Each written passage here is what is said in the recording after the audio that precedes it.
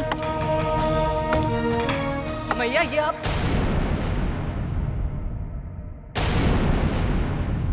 कान्हा,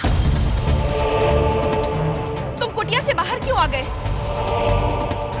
मैंने तुम्हें मना किया था ना। अभी की अभी कुटिया के अंदर जाओ। लाओ मैया, मैं लकड़ी काट देता हूँ।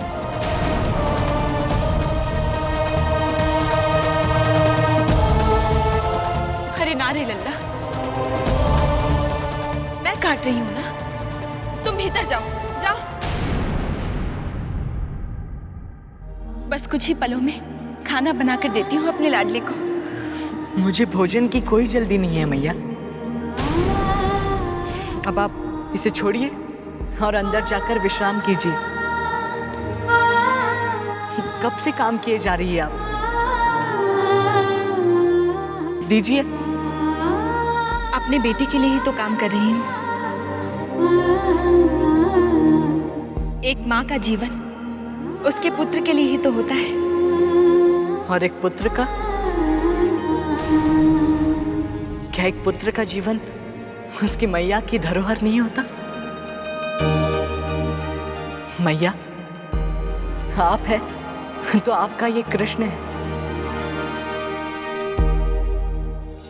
एक पुत्र का अस्तित्व, उसकी पहचान उसकी मैया से ही होती है।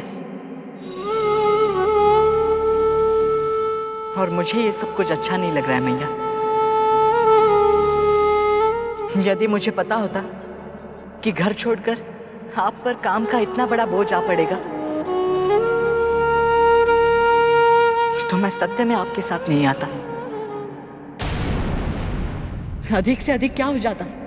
कंस के गुप्तचर मुझे पकड़ कर ले जाते ना। कान्हा, ना कान्हा, ऐसा मत बोलो, ऐसा मत बोल मेरे लाल। तुम मेरे पास ही रहो, मुझसे कभी दूर ना जाओ। इसीलिए तो मैं अपना घर बार छोड़कर अकेली तुम्हें इस सुनसान जगह पर ले आई हूं, जहां मेरे और तुम्हारे अलावा कोई ना हो।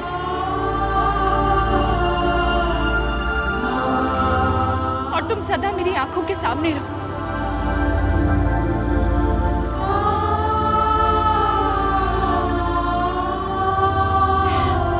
फिर कभी ऐसी बातें मत करना कान्हा।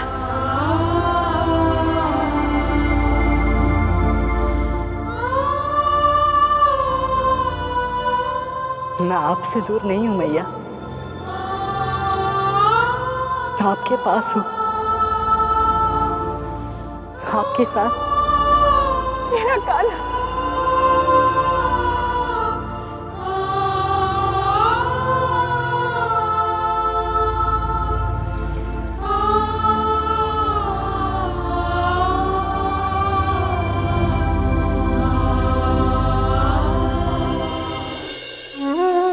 मथुरा का समारोह निकट से निकटतम आ रहा है और मैया अभी तक यही समझ रही है कि वो मुझे मथुरा नहीं जाने देगी। क्या करूं? कैसे समझाऊं मैया को? क्यों छोटे? दाऊ भैया, आपसे भला क्या छिपा है? देखो कृष्णा, आज नहीं तो कल तुम्हें मथुरा जाना ही होगा। इसीलिए मैं मैया की किसी भी बात को ना नहीं कह रहा हूं। उन्हें हर पल प्रसन्न रख रहा हूं। चाहता हूं कि उनका हृदय प्रसन्नता से इतना भर जाए कि उसमें मेरे बिछड़ने के गम के लिए कोई जगह ही न रहे। परंतु कान्हा, समय बहुत तेजी से भाग रहा है। जानता हूं भैया, मैं मैया की भावनाओं को ठेस नहीं पहुंचाना चाहता।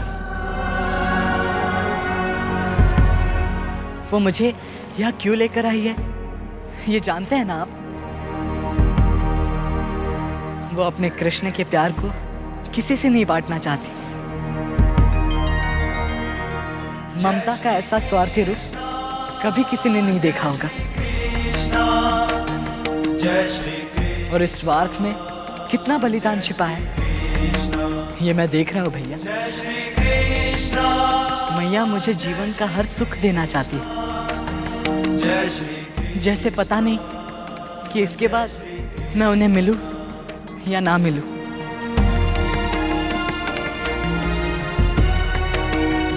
और ये सत्य है। मैया का सोचना अनुचित नहीं है कान्हा। एक बार तुम्हारे मथुरा चले जाने के बाद गोकुल वापस लौटकर आने वाले नहीं हो तुम। इसीलिए मैं मैया की दृष्टि से पल भर के लिए भी दूर नहीं रहता भैया। मैं उनकी ममता के सागर में स्वयं डूब रहा हूं और उन्हें भरपूर आनंद दे रहा हूं। लेकिन अपना कर्तव्य मत भूलना छोटे। मेरे तो दोनों ओर कर्तव्य पालन का कार्य है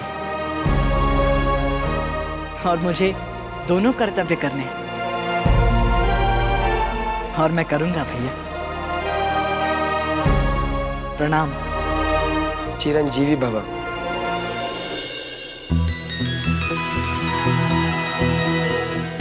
कान्हा, एक और रोटी दूं? नहीं मैया, बस।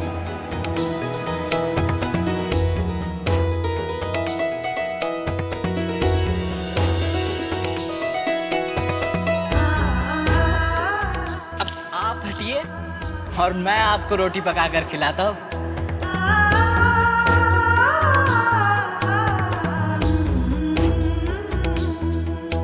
कान्हा, मेरी भूख तो तुम्हारी ही भूख से शुरू होती है। तुमने खा लिया, बस मेरा पेट भी भर गया। मैया, आप इतना प्रेम करती हैं मुझसे? क्यों ना करूं भला?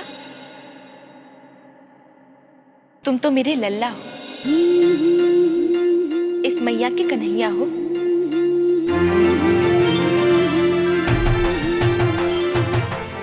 मैया, यदि आपका दूसरा पुत्र होता तो क्या तब भी आप मुझसे इतना ही प्रेम करती? हाँ कान्हा, एक माँ की ममता अगाध होती है। उसकी ममता की कोई सीमा नहीं होती। यदि मेरे सहस्त्र पुत्र भी होते तो भी मैं तुमसे इतना ही प्यार करती, तुम पर इतनी ही ममता लुटाती।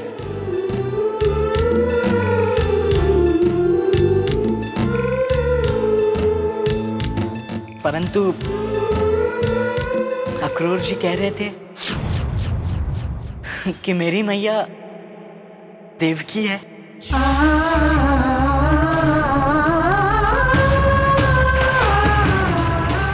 मुझे जन्म उन्होंने ही दिया है। कान्हा,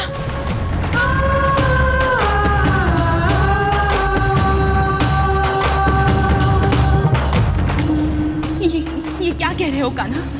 कैसी बातें कर रहे हो तुम? मैं तो सत्य पूछ रहा हूँ मैया, सत्य क्या है? झूठ। अक्रूर जी ने जो कुछ भी कहा है वो सब कुछ झूठ है कान्हा। तुम मेरे पुत्र हो, मैं तुम्हारी माँ हूं। मैंने तुम्हें जन्म दिया है कान्हा। तुम अक्रूर जी के झूठ को मेरे सामने मत लाओ कान्हा। उसी झूठ से बचने के लिए मैं तुम्हें यहाँ तक लेकर आई। यदि तुमने फिर कभी ऐसी बात की कान्हा तो तुम्हारी मैया तुमसे रूठ जाएंगी कान्हा, सदा सदा के लिए रूठ जाएंगी।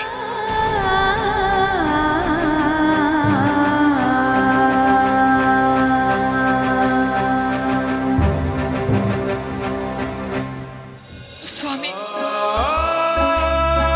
क्या लल्ला हमें अपना माता पिता स्वीकार करेगा? ऐसा क्यों कह रहे हो देवकी? हम कृष्ण के माता पिता हैं। कृष्ण हमारा पुत्र है, तुम उसकी माता हो। परंतु नंदराय जी और यशोदा बचपन से कृष्ण का पालन पोषण किया है। कृष्ण उन्हीं को अपने माता पिता स्वीकार करता है। जो यशोदा उसकी रक्षा करने के लिए अपने प्राणों का बलिदान देने को तैयार है, तो उसी को अपना मां मानेगा ना। देवकी, ऐसे विचार कर अपने मन को कष्ट न पहुंचाओ।